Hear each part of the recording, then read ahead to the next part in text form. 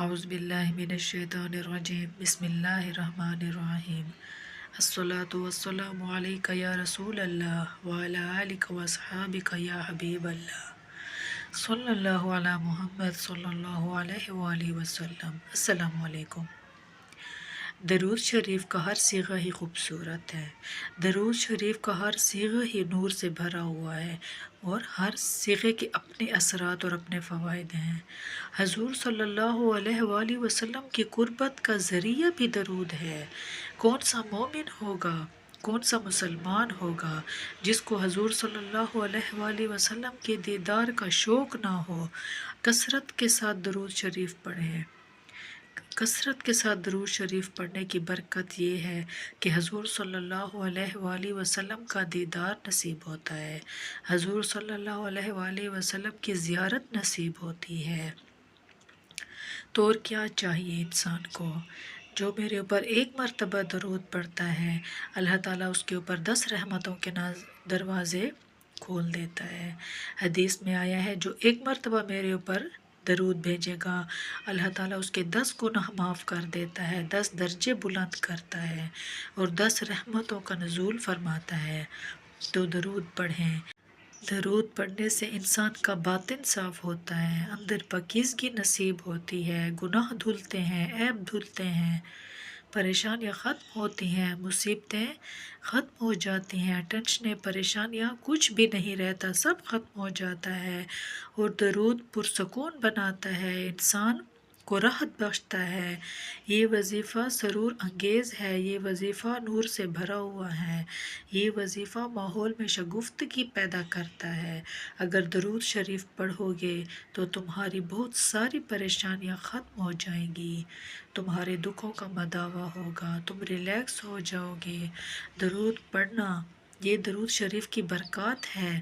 ایک مرتبہ درود پڑھنے سے 10 رحمتیں نازل ہوتی ہیں، اور جو بار بار درود شریف پڑھتا ہے تو بتائیں کہ کتنا بڑا ذخیرہ رحمتوں کا اس کے اطراف میں پھیل گیا۔ تو اس لیے کثرت کے ساتھ درود شریف پڑھنا چاہیے۔ حضرت محمد صلی اللہ علیہ وآلہ وسلم نے یہ بھی ارشاد فرمایا کہ جو میرے اوپر درود پڑھتا ہے، میرے اوپر لازم ہے کہ میں اس کی شفاعت کروں گا۔ شفاعت رسول کے حصول کا ذریعہ درود بنتا ہے، چونکہ ہمارا اسرا ہی حضور صلی اللہ علیہ وآلہ وسلم کی شفاعت ہے۔ وہ دامن شفاعت کھولیں گے تو ہم گنہگاروں کا کام بنے گا، اور وہ نصیب کیسے ہوگی؟ حضور علیہ الصلاۃ والسلام کی شفاعت۔ کثرت سے درود شریف پڑھیں، کثرت کے ساتھ درود شریف پڑھیں۔ ارشاد فرمایا آقا کریم نے قیامت کے دن میرے سب سے زیادہ قریب وہ ہوگا جو کثرت کے ساتھ درود شریف پڑھے گا، جو کثرت کے ساتھ میرے اوپر درود بھیجے گا۔ اللہ کا فرشتوں کی مجلس میں حضور کی ثنا کرنا یہ درود ہے۔ محبوب کی شانوں کو بیان فرمانا، یہ صحیح بخاری میں صلوات کا ترجمہ حضرت ابو العالیہ رضی اللہ تعالیٰ عنہ سے کیا گیا۔ تو پھر درود کا مفہوم بہت وسیع ہے۔ حضور کی مدح و توصیف، حضور کے حسن کا بیان، حضور کے خصائل کا عنوان، آقا کریم کے شمائل کا تذکرہ، حضور علیہ الصلاۃ والسلام کے فضائل کی باتیں، حضور کی عظمتوں کا عنوان، یہ سب کچھ درود کے زمرے میں آتا ہے۔ اور پھر 7 صیغہ بھی درود کا ہو اور اس میں شان بھی حضور کی ہو، جس طرح درود تاج میں ہے، اس میں تو حضور پر درود بھیجا گیا اور ساتھ حضور کی عظمتوں کو بھی بیان کیا گیا۔ تو یہ خوبصورت گلدستہ بن گیا۔ درود شریف کے جو مفاہیم بیان کیے گئے ہیں، ان سب مفاہیم کو یہ اپنے دلوں میں لیے ہوئے ہیں۔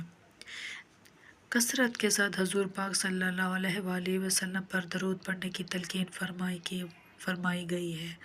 حضرت ابن قابل رضی اللہ تعالیٰ عنہ فرماتے ہیں کہ حضور صلی اللہ علیہ وآلہ وسلم نے ترغیب دی درود شریف پڑھنے کی۔ باقی امور اور عبادات کا فکر تو میں نے عرض کی۔ ارشاد فرمائی کہ میں آپ پر کس مقدار میں درود پڑھوں، کتنے وقت کتنا درود پڑھوں، کس طرح درود پڑھوں؟ تو آقا کریم صلی اللہ علیہ وآلہ وسلم نے فرمایا جتنا تم چاہو فرماتے ہیں میں نے کہا میں چوتھا حصہ ضرور پڑھوں گا، باقی 3 حصے دیگر عبادات اور دیگر وظائف و اذکار بجا لاؤں گا۔ فرمایا جس طرح تم چاہو، جو تمہاری مرضی، لیکن اگر درود کی مقدار کو بڑھا دو تو تمہارے لیے بہتر ہوگا۔ تو میں نے کہا میں آدھا وقت درود پڑھوں گا اور باقی چیزیں باقی آدھے وقت میں کروں گا۔ فرمایا جس طرح تم چاہو، لیکن اگر درود کی مقدار بڑھا دو تو تمہارے لیے بہتر ہوگا۔ میں نے کہا حضور میں 2 حصے درود پڑھوں گا اور 1 حصہ باقی وظائف۔ تو حضور صلی اللہ علیہ وآلہ وسلم نے فرمایا جیسے تمہارا دل چاہے، لیکن اگر تم درود کی مقدار کو مزید بڑھا دو تو تمہارے لیے بہتر ہوگا۔